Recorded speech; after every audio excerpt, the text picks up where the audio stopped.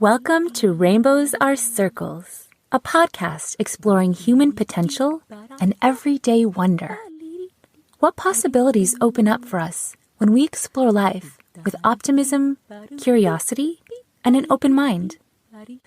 Join me, Julie Malari, as we wake up to wonder and speak with inspirational guests on the topics of personal development, alternative health, and even magical, mystical, yet often misunderstood practices. Are you ready?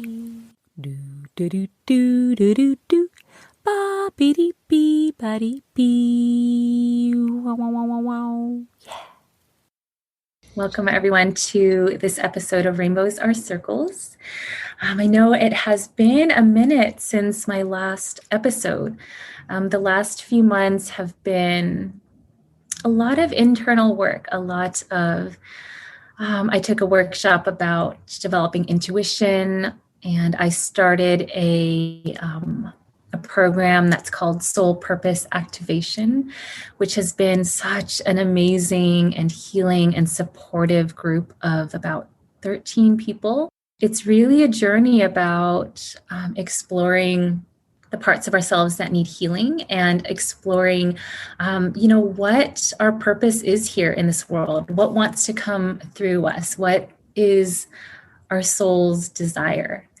And I'm coming to the end of this program, and it's been such a blessing. And it actually introduced me to our very special guest that we have here today, who I'm so grateful that she's come on the podcast to speak with us about her passion, which is sound healing. Susan Vichick-Johnson is a sound practitioner, an energy radiator, which we will learn about what that is, as well as a Reiki practitioner and licensed clinical social worker. So she combines all of these different modalities to create really amazing and healing sessions for people. And I've had the blessing to experience some of her sound sessions and her meditation sessions, which I just found to be so heartfelt and so powerful on a very deep level, and so healing.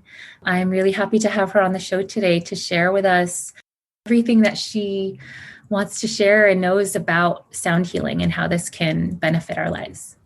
So welcome, Susan. Thank you for being here. Hi, Julie, and thank you for that sweet introduction, an introduction to myself and the Soul Purpose Activation. I'm just excited to be here today. Well, Susan, tell us actually, first of all, what is an energy radiator and how you came up with that? Right. Well, I'll have to say that I didn't come up with that. I was gifted that the first time I did the Soul Purpose Activation and activated my soul's purpose. As I finished, I was gifted that. I channel a group of people called the Hathors, who are ancient star beings. And this is their gift to me, asking me, please remember, please embody who you all have always been. And I was curious of who am I supposed to remember? Who am I supposed to embody? And they were very clear. You are an energy radiator. So I had to try this on. What does it feel like to be an energy radiator? What is this? The best way I can describe this, Julie, is as an intuitive empath. Someone who can drop into another person's energy, not just feeling the energy vibrations from other people, but able to drop in and read and visualize other people's energy.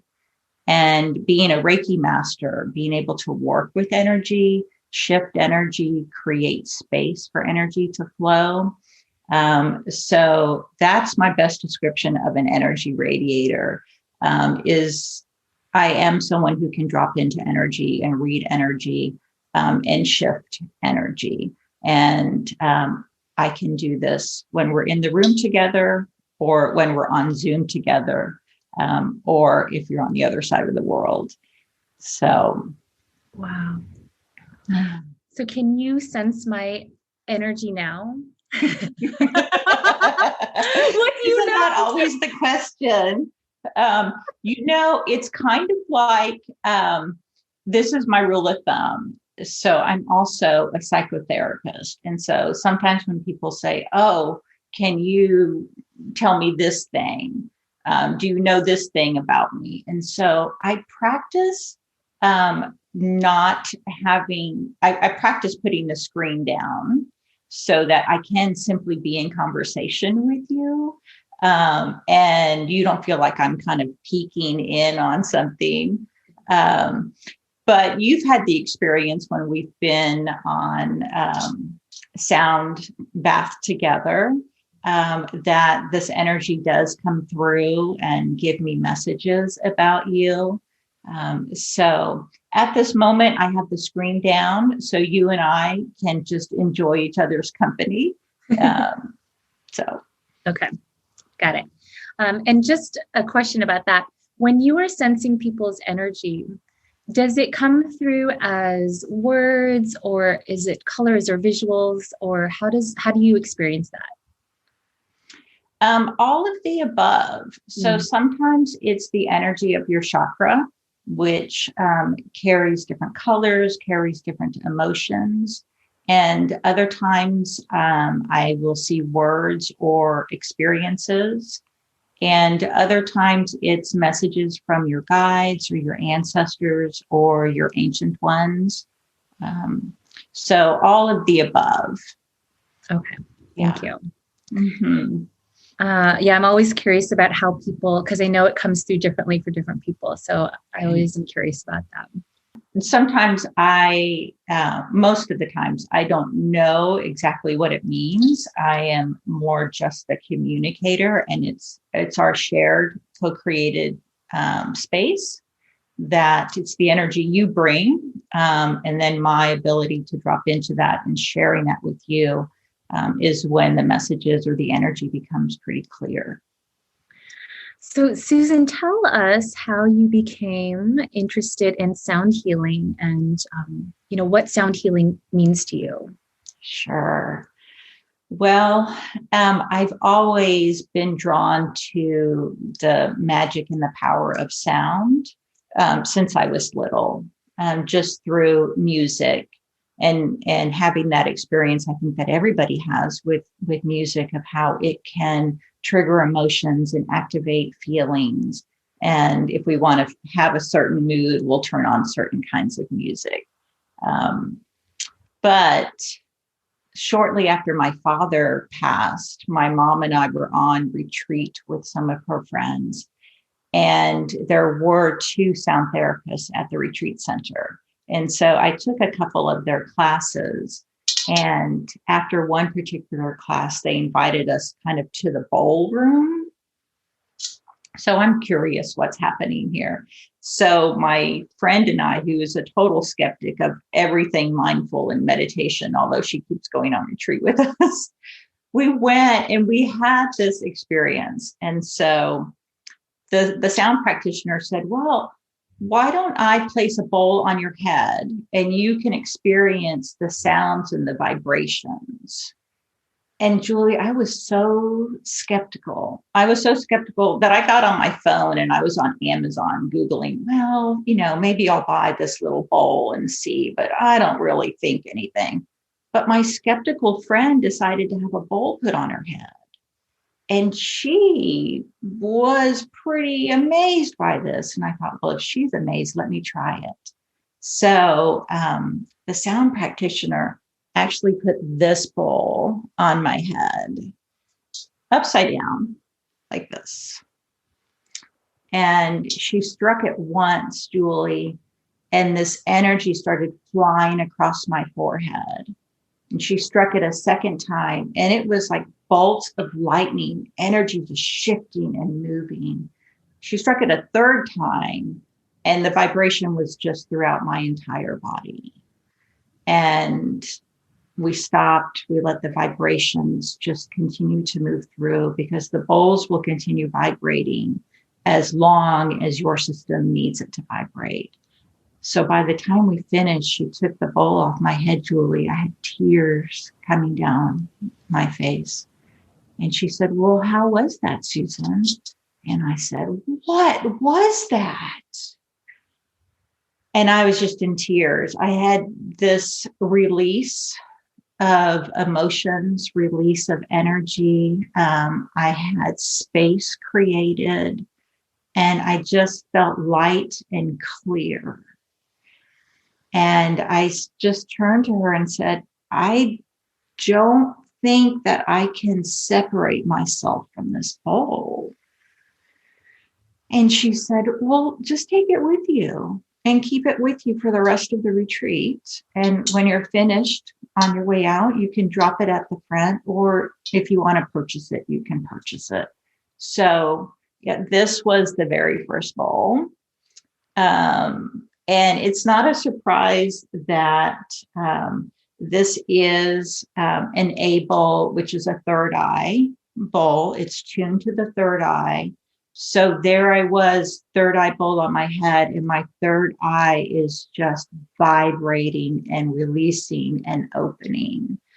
So I bring it back home with me. I'm in the middle of a meditation teacher training course. And I start looking around in Austin. Who is doing sound in Austin? I need more of this. So I found my sound teacher, Everett Allen, here in Austin, who has moved to the Pacific Northwest. But while I'm in my meditation teacher training, I take a sound therapy training course at the same time with Everett Allen. So these two coming together really set me on my path. So then I think, well, what am I going to do with this? How do I integrate this into my life, the way I move through the world? So I started bringing the bowls into my psychotherapy sessions with clients. And at first it was, let's just start the day with a few chimes of the bowl and noticing this release, this letting go, this relaxing. And as I got more comfortable with sound therapy and putting bowls on people to really maximize the vibration, I started doing this with my psychotherapy clients, and began to realize that after a sound session, the clients were able to talk about the trauma in non-judgmental ways, in non-shaming ways, with words that they had not been able to grasp before. And then sometimes they didn't need to talk about it because the energy that had been held out in different places of their bodies for so long, the vibrations of the bowls released this energy that they'd been holding for years. And sometimes they just didn't need to even talk about it. So this is the trauma base, where when we have experiences that are not expressed at the time, they find places in our bodies to live. And it's energy taking up residency in our body. And when we don't tend to this, it becomes stagnant and it begins to block our flow of energy. And so this is what I began to experience with my psychotherapy clients. And the calling became stronger and stronger that creating this type of space and experience was really one of my soul's purposes. So about 2 years ago, I closed my psychotherapy practice and started practicing sound and energy full-time. And so I started offering individual sound therapy sessions, the group sound baths. And with COVID, that really shifted because I wasn't seeing people in person anymore. But, energy is everywhere. Everybody is energy, and energy is everything. So we don't need to be in the room with each other to have a sound session or to have an energy session. So you continue to give these through Zoom? So I continue to do individual sessions through Zoom. The downside is you don't get to have the bowls on your body, but we are on the Zoom together, and I place the bowls in the room as if I'm placing them on your body.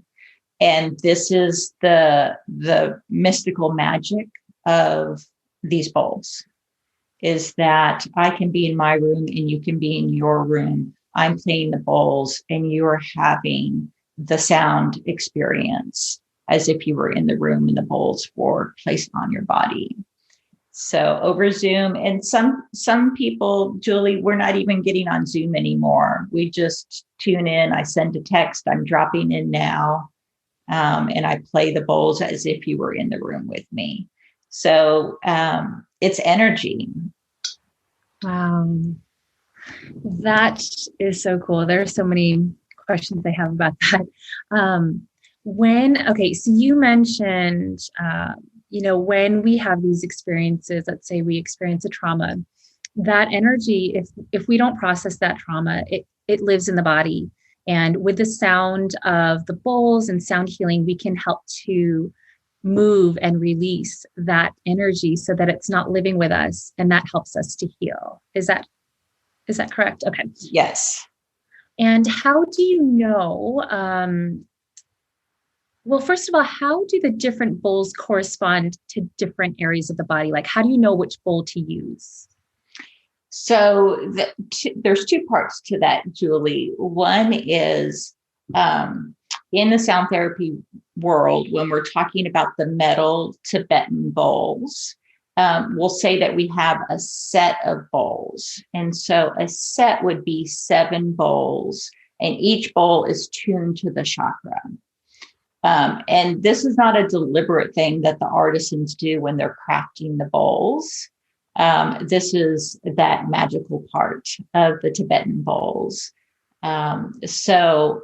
In the set of bowls, there's one that's tuned to each chakra.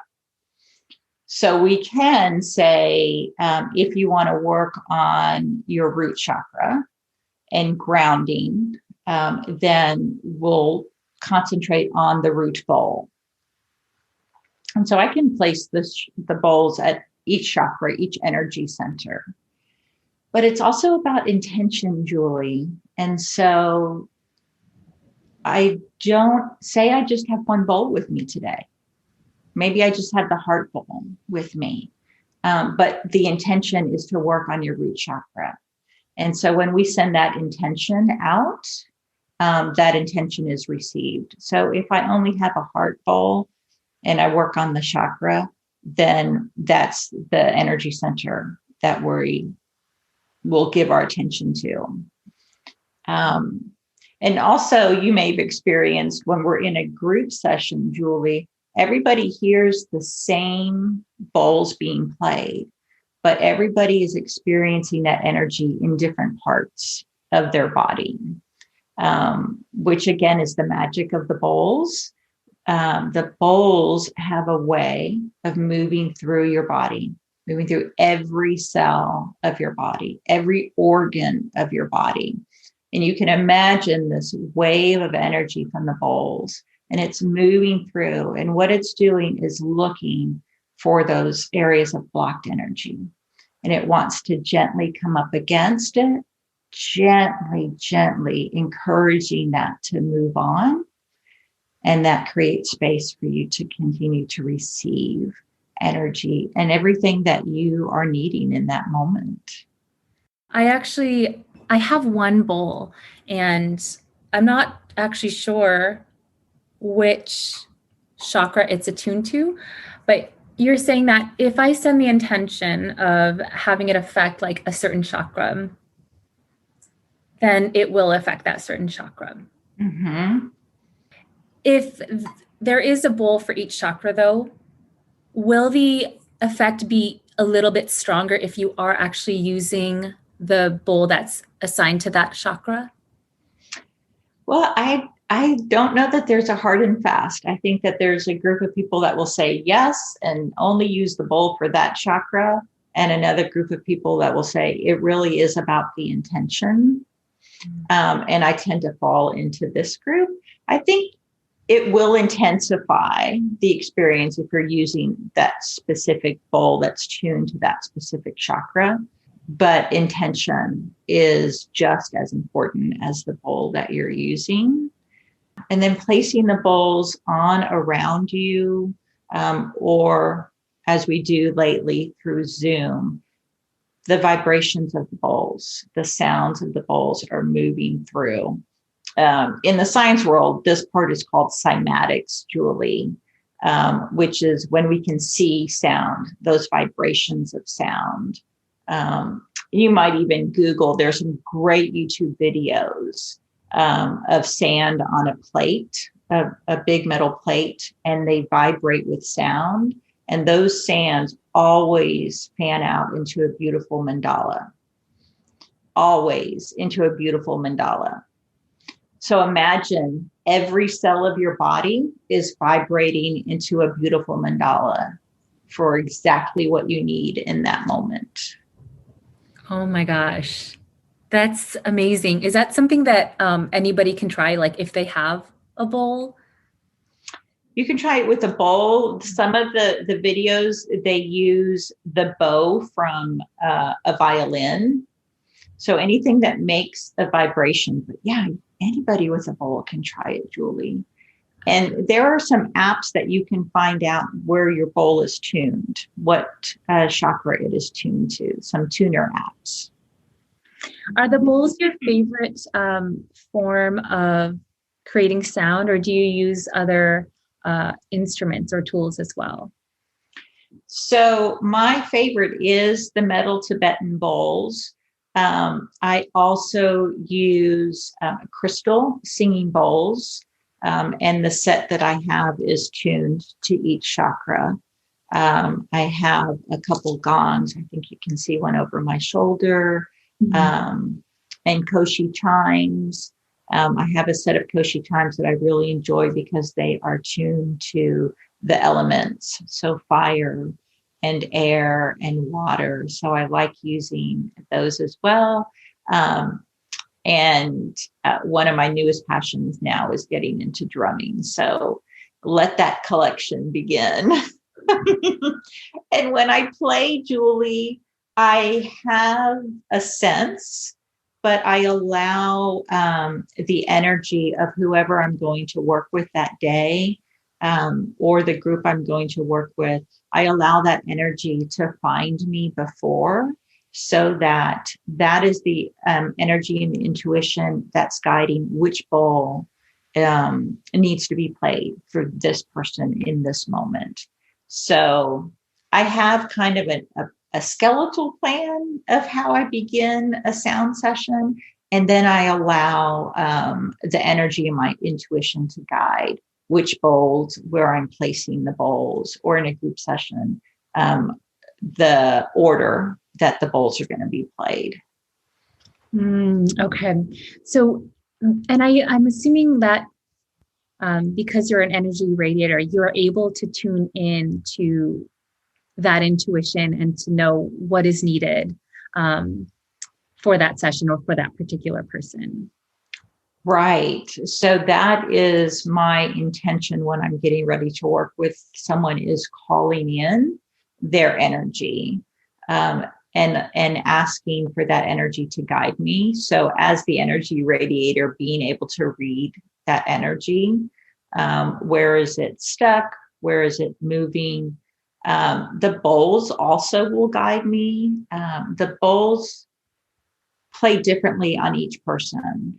And there is a sound when a bowl is struck and it's not vibrating for a very long period of time. There's stuck energy there. And so I may try playing different sides of the bowl to encourage that energy to move on. I may shift the bowl. But if this energy is not releasing, I'll try a different bowl, asking what bowl wishes to be placed here, what is for Julie's highest good, and playing the bowl. In the moment of this release, the bowl begins to sing its fullest sound and vibration. And if it's around you, you'll feel the release exactly where you need it. That's amazing. Can you share maybe a story or an example of how you've seen these healing sessions help one of your clients or even yourself? I'll share one for me and one for a client. I went to a session with my teacher, Everett, and I wasn't really sure what was going on, but I knew I was just feeling really unsettled and unbalanced. And I was on the treatment table. The bowls were on my back. So my back, my lower back, my legs. And I was feeling fine. The energy was moving through, and he put a bowl on the back of my right leg. And I went into a full-blown panic attack. And I thought I was going to have to jump off the table. But I just kept my attention on my breath, breathing as he continued to play. And finally, there was a release of this energy. And whatever I had been holding onto was in that leg. And so releasing it and holding that trust that what is needing to be released is being released. And so after the session, the days after the session, feeling this release and some clarity that I didn't know exactly what I needed clarity on, but it became clear afterwards after I was able to clear some of that energy. One of my clients kind of do a mashup in case someone's listening and it's not too identifiable. A client who she had a lot of family and ancestral pain, and she knew that this energy was stuck and it was connected to family and ancestors, but she couldn't access it. And in placing the bowls on different parts of her body is when I would receive messages from different members of her family. And finally, she was receiving the information that she needed in order to release the pain that she was holding on to. So with her discovering messages and energy were held in different parts of her body. And so using the bowls to allow both of us to connect with that energy and to know what the energy wanted her to know. And that was bringing her relief. So the bowl itself was vibrating, which allowed for the release of the energy and allowed a release of the messages that eventually allowed her to let go and to heal. That's amazing. That just sounds like magic. I think that's the best word for it. There's, we can come up with, we know the science behind sound and vibration, but there's also magic with the bowls and with sound. Before we move into your beautiful sound session, are there any final thoughts that you want to say about the work that you do, or anything that you want to share with the listeners? Julie, just when you asked that, I remembered one of the things I love about the healing bowls is this idea of attunement. And this is what the bowls are actually doing, is attuning to your energy. And I think of it as when you see a mother with her baby and the baby is crying and she picks up baby and puts baby to her heart center. The baby regulates to mom's heart and the baby begins to slow down and rest and relax. And this is the power of the singing bowls, is that when we play the bowls, our central nervous system, our heart, our spirit, our soul slows down and attunes with the sound and the vibration of the bowl. And so everything we need in that moment, we receive. That's so beautiful. That's a really, such a lovely way to explain that. Yeah. Oh, I feel like they're so caring and so tender and so loving for us. They really are. They really are. Oh, Susan, well, can we dive into a little healing sound session with you? Sure. I would encourage, let's find our comfy, easy place wherever you're at, feeling your feet on the ground and maybe imagining your feet rooting into Mama Earth and feeling your sits bones connecting with your cushion as they would connect with Mama Earth, and feeling your breath being gentle and easy. A gentle breath in, an easy breath out. With an invitation to come to this meditation, this sound experience with a non-judgmental mind. Allow your thoughts to just roll along. There's no need to get caught up in your thoughts, simply observing. And an invitation to come to this sound practice with an open and kind heart.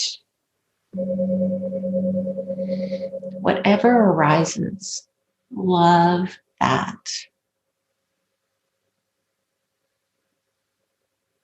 And an invitation to come to this sound meditation without expectations, allowing this sound and vibration to unfold fully and being open to the gifts and the unfolding.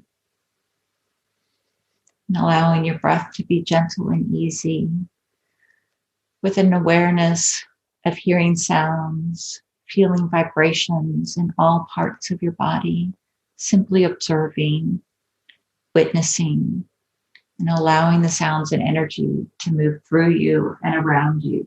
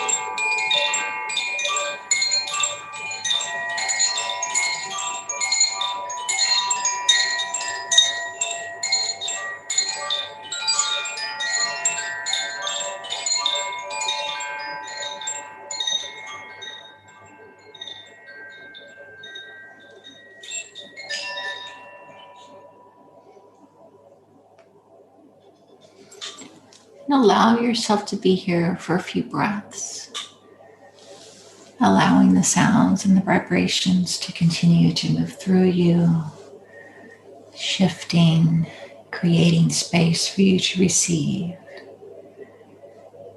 Breathing in and breathing out.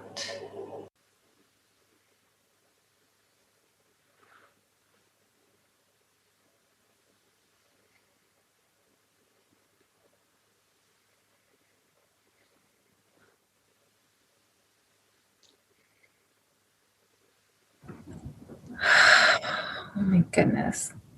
That was beautiful. Thank you, Julie. Thank you for sharing your energy with the bowls today.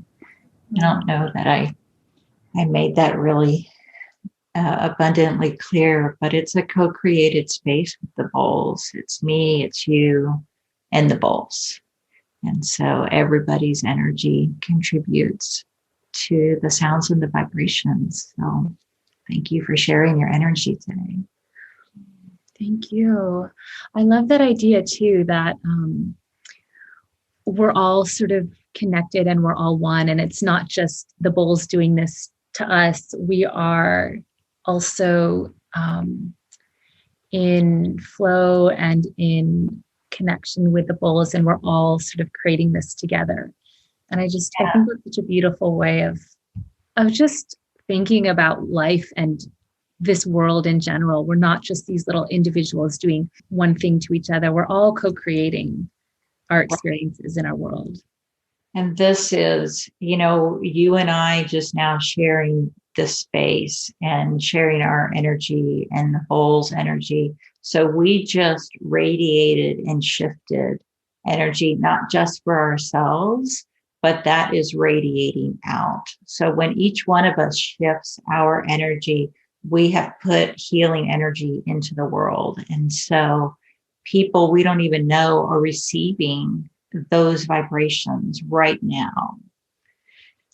And that's part of the power of the bowls. And I think one of my gifts as an energy radiator is every time I play the bowls or I shift my energy, every time you shift your energy, it's going outwards. And whoever is needing that healing in that moment is receiving it. Yeah. And that's really beautifully said. And it's just a good reminder that if we want to see like change in the world, we need to maybe stop worrying about what everybody else is doing and just focus on like doing what's best for ourselves, and knowing that as we do that and as we care for ourselves, it is radiating and it is changing in ways that we might not even know this world. So, and that was one of the big things, Julie, that I really began to understand the first time I did soul purpose activation is when I heal myself, I'm healing others. And, sometimes in our society, we're taught, well, take care of others first and then yourself. And that understanding that when I heal myself, I am healing others. I'm shifting my energy, which is radiating out. And each one of us has the power to do that. Oh, that's so good. Do you want to mention a little bit before we finish up anything about soul purpose activation in case other people are interested in what we're talking about right now? Oh, sure. So soul purpose activation was channeled through our mutual friend, Charlotte. She received this message and created the soul purpose activation. And I'll tell you, one of the other big things that came of soul purpose activation is core wounds. And even as a psychotherapist, Julie, I used to think, whatever our wounds were, we need to just get through them. And that'll be the end of them. But realizing when we connect with our core wounds, we're not trying to get rid of them. Our core wounds hold so much healing and so much power. So they become your superpowers. And so it's connecting with the core wounds instead of trying to get through them. And it is connecting. When you connect with your core wounds, then you connect with your essence, the essence of who you are as a human being. And you begin to glimpse what I call your original self. And as you move through the essence portal, then you can move through what I call your superpowers, but really your spiritual gifts. And so your gifts are the everyday way you walk through the world. And so when I first did this, I thought, oh, I'm going to be granted some, magical gift, right? But really, when you walk through your core wounds and your essence, you realize, oh, my spiritual gifts are these things that I have been carrying around my whole life. And whether I wasn't aware or I felt like I needed to put them away, now it's time to activate all of these gifts that you came into the world with. So it could be intuition, it could be being an empath, it could be a sound healer, it could be the way that you teach your second grade class. And so that our gifts are not these huge things that only a few people in the world have. Your gifts are the way you move through the world. And then we move through and connect with our soul's purpose. What are you here to do in this lifetime? So that's what the soul purpose activation is. And we go through these parts of ourselves as a way to connect with our soul self and begin to move through the world as our soul selves. And so your soul becomes your GPS. Your soul becomes the way that you navigate the world, your relationships, yourself, your work. And so I've known people who go through the soul purpose activation and they work at an eyeglass center and they stay. That's their life's work, but it's the way that they interact with their clients, the way that they show up and meet their clients and the experience that they're all co-creating together. So beautiful. And I love that it doesn't have to be like this big, grand, like life change. It can be just in the way that we do things and in the way that we communicate and interact. And it might be like some big change that you make in your life, and it might be more subtle. I'll just share my experience with soul purpose activation because I'm in the final portal right now. And my core wound was I learned to not express myself fully when I was younger. And I felt like if I did, that I would be judged for it, or that, it was just, I don't know, not cool or not okay to like fully be myself and express myself. And that was a core wound that for a long time has kind of kept me feeling like, oh, I shouldn't do this, I shouldn't do that. And I've realized that like, actually, I need to be able to express myself fully, whether it's through dance, through this podcast, through classes or workshops. And so I just feel like now I'm giving myself permission to do so and not feeling like so timid and scared about it. I'm like, no, I'm just going to let that energy flow through me and just be who I am and be proud of that. Yes. And it's liberating. Oh, Julie, yeah. This feels so wonderful of being who you are, and not denying it.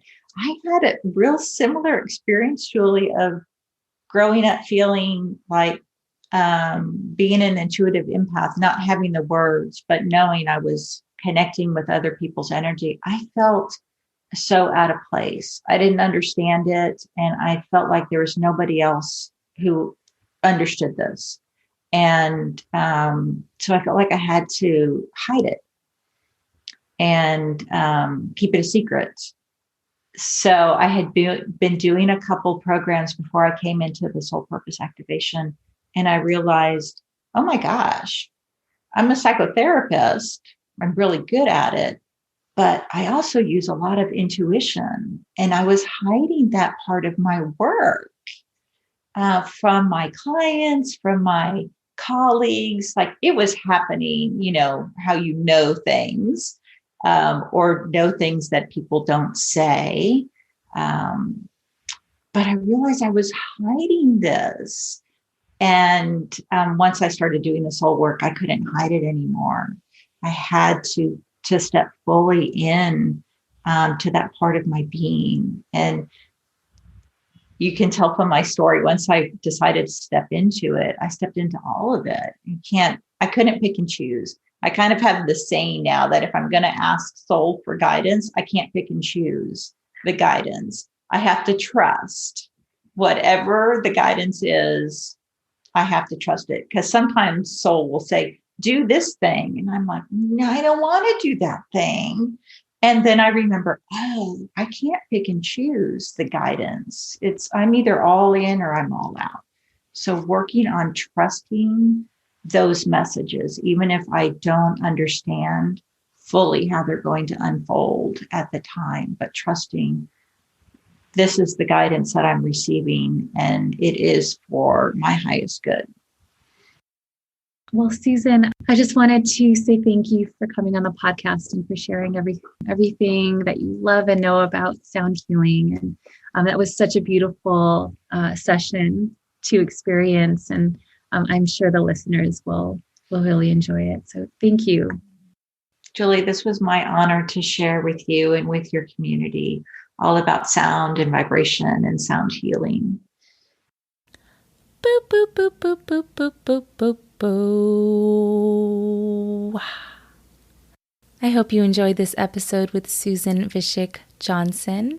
If you are interested in signing up for a session with Susan, she's actually generously offering 15% off of her 2021 intention activations or remote energy sessions. The promo code is Rainbows Are Circles, all lowercase. And you can find out more information at her website, sacredsoundsatx.com.